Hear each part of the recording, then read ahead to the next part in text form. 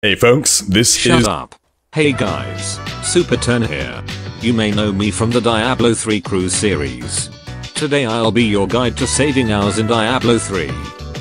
First off we'll take a look at grifts, then rifting, bounties and lastly some general tips and tricks. Once you push your solo grift to the desired difficulty, 20 early season, then 74 primals, it is time for grifting in groups. Consider looking up a speed variation for grifts, such as taking tactical advantage as a demon hunter, or NGM in Heraldric Cube for pretty much any other class. This will save you minutes, since you can run through the grift a lot faster. You should also employ a speedy barb with a Chillanex chain for maximum speeds. One of your mates, or you, should also wear a nemesis bracer. Dumb jokes are out of question. Now I will show you a technique that is easy to learn and makes everyone like you. Leveling up gems at the end of the grift.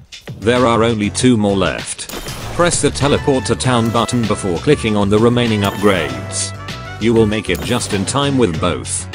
For an advanced user even 3 upgrades are possible as shown with this Suemancer.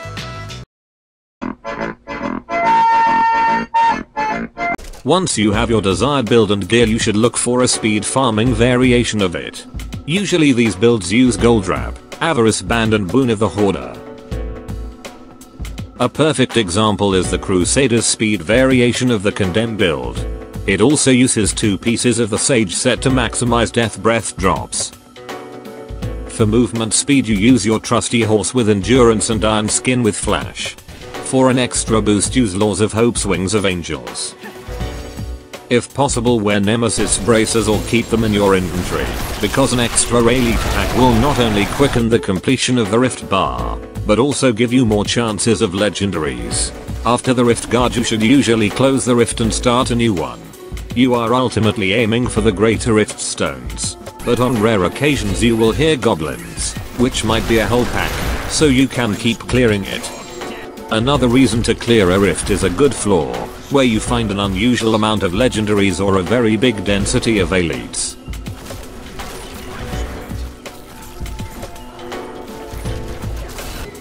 You should also ID your legendaries in rifts only if you find a nemesis or the Arix, ring or crown, at the beginning of a season or are getting carried.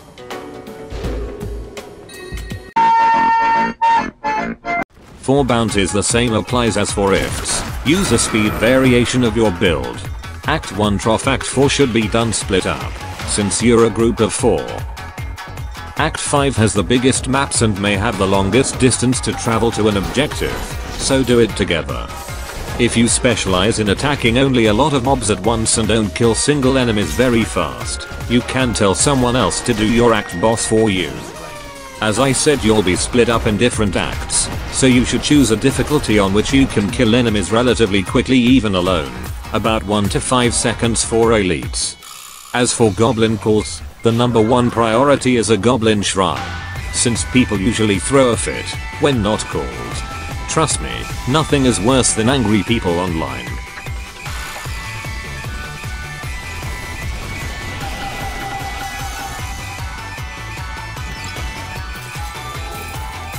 Second would be blue goblins, because of their large amount of DBs and item drops.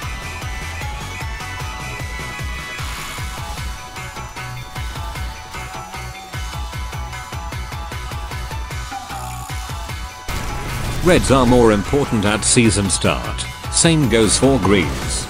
A portal spawned by the rainbow goblin should be called, because Whimsidale is really useful now.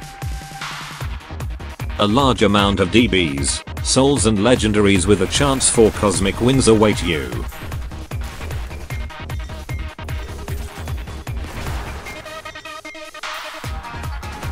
The managerist goblin should be called in Publix and with your friends, because most people still don't have all pets.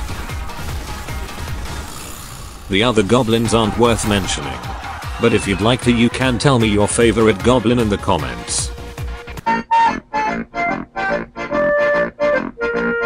A good way to get even more out of your playtime is by joining a clan and some good communities.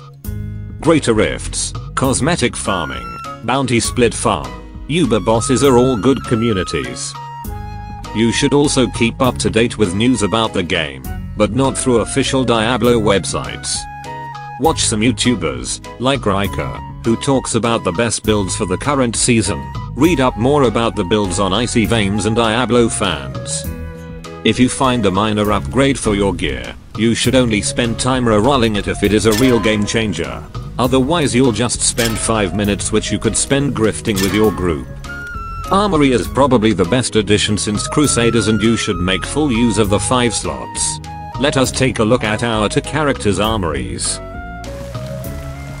Our Demon Hunter has tabs for a speed farming build, a speed grift build, the questionable meter, the current meter, and some random set nobody plays anymore. Our Necromancer has his rat builds. Not optimal. The error is mine. Another key to fast gaming experience is a well-organized inventory. You know your boy superturn from the first 2 cruises. I can't keep it organized, so let us take a look at our 2 friends again.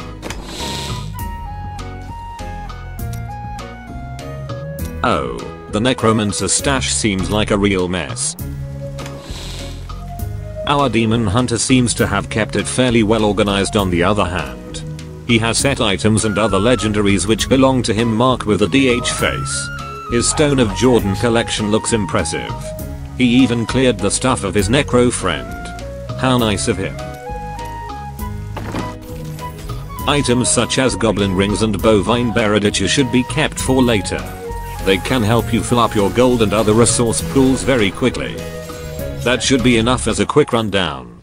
You will find some helpful links in the description down below. Hopefully these tips help you, and I wish you the best of luck out there, Nephilim.